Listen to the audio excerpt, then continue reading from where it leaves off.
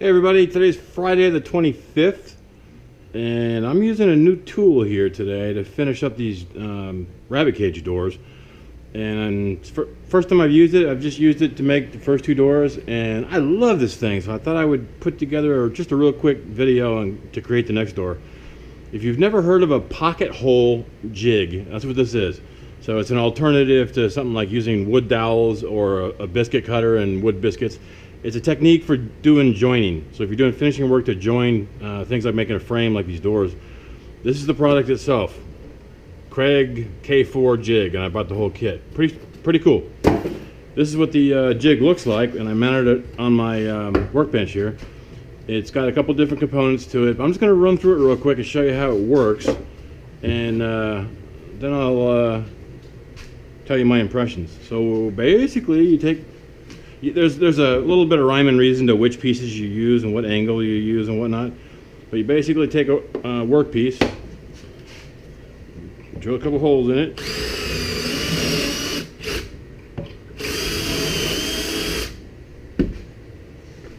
so these are kind of like pilot holes, and this will make more sense in a moment. If you're like a professional carpenter, you can turn this video off. This is a review more for people like me, just kind of do-it-yourselfers, people working on a home, working on a farm, whatever. If you do a lot of project work where you're building cages like I am, or coops, or whatever, things for the kids, even cabinets. I think I remember a cabinet guy we hired back in California using something like this. As you can see, once you get it set up, it's just cake work. Just a matter of drilling a couple holes.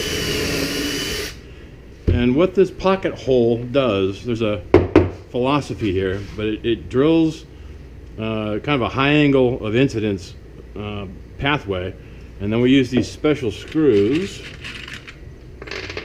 that 1, 2, 3, 4.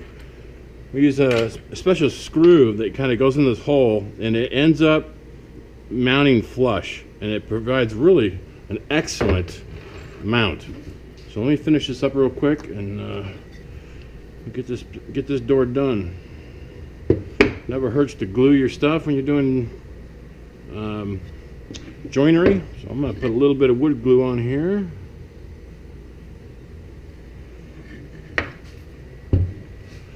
This bit comes with it. Once you get the first one on here, it's just so simple. I'm kind of a stickler for geometry, so I'm going to make sure this first one goes in just perfectly. I'm using a impact hammer, which works out really well. You could use a drill, but impact hammer works even better. Shoot. If you've ever made frame doors like this before, and God knows I have, and didn't have this, very often it was a very frustrating result where the door, is fine,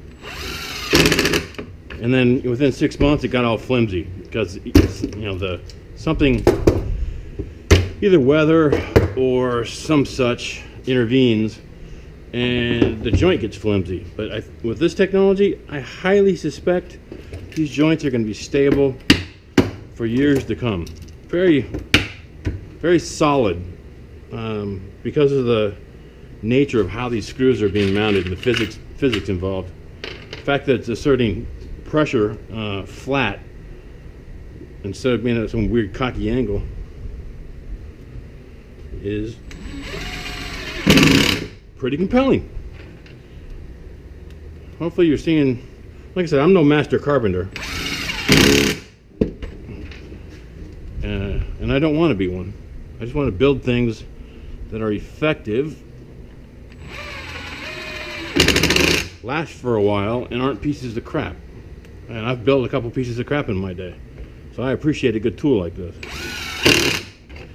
So, assuming all the wood cuts were done correctly, and I'm pretty confident they were, there's the third door. Voila! Perfect fit. Look at that. This is my new favorite tool. The Kreg K4. Get yourself one.